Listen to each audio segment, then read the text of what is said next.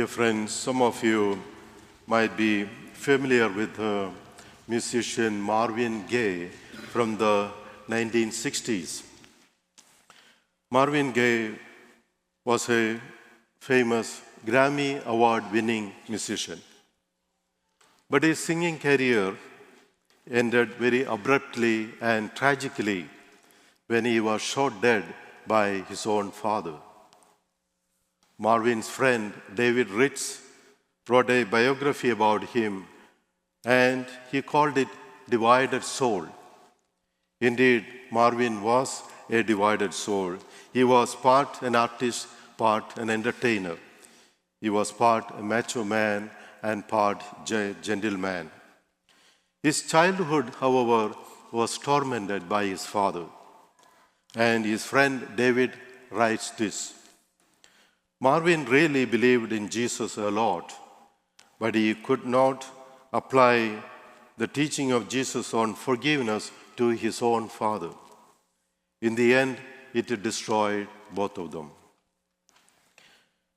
That story of an unforgiving father and his son sharply contrasts with the story of the merciful father and the prodigal son, which Jesus tells in today's gospel passage.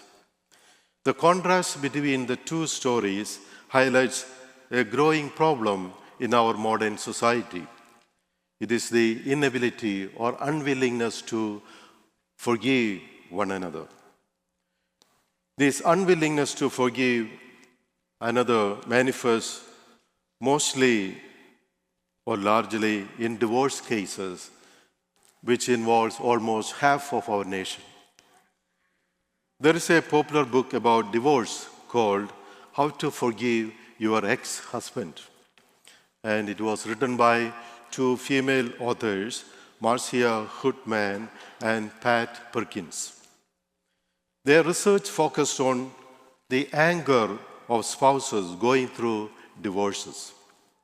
The authors came to two important conclusions. First, an appalling amount of money and energy is wasted by these spouses trying to get even with their ex-husbands. Second, many of these spouses are hurting themselves more by their anger than they were hurt by their former spouses. Finally, the authors conclude their research by saying this: we hope it will help many women to get rid of anger, which is so destructive, and get on with their lives. I'm sure it is equally applicable to most men who went through the divorce process and the aftermath. To find out how destructive anger can be, a survey was done by the American Medical Association. And they did this survey among many physicians, asking them a very simple question. And it was, what percentage of people you see in a week have needs that you feel qualified to treat them with your medical skills? And you might be surprised by their answers. The doctors largely responded, saying that they felt qualified to treat only 10% of their patients. Now we might ask, what about the rest, the 90% of them?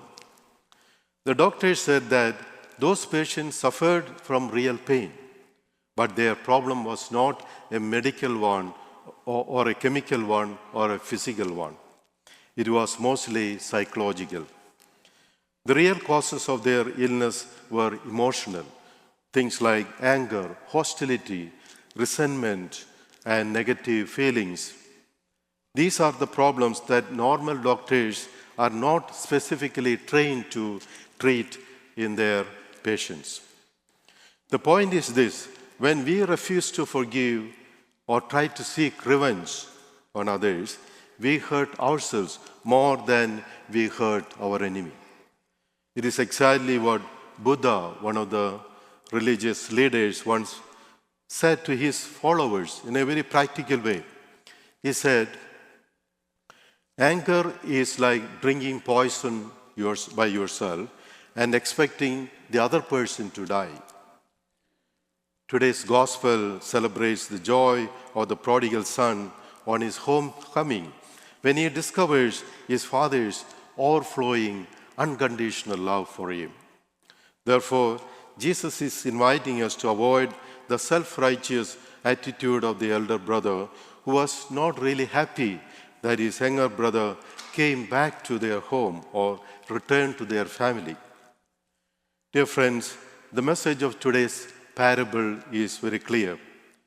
What are we doing about the anger or the resentment that might be present in our daily life? In this parable, what role do we play? Are we like the prodigal son who was willing to ask forgiveness? Are we like the elder son who hated his brother and behaved like a hired servant? Or are we like the father who was willing to forgive, who rejoices at the return of his repentant son? Hence, today's gospel is an invitation to each of us to review our relationships, starting with our own family. And so, during this Lenten season, let us pray along with Saint Francis of Assisi the prayer for peace, that we too become an instrument of peace in our world.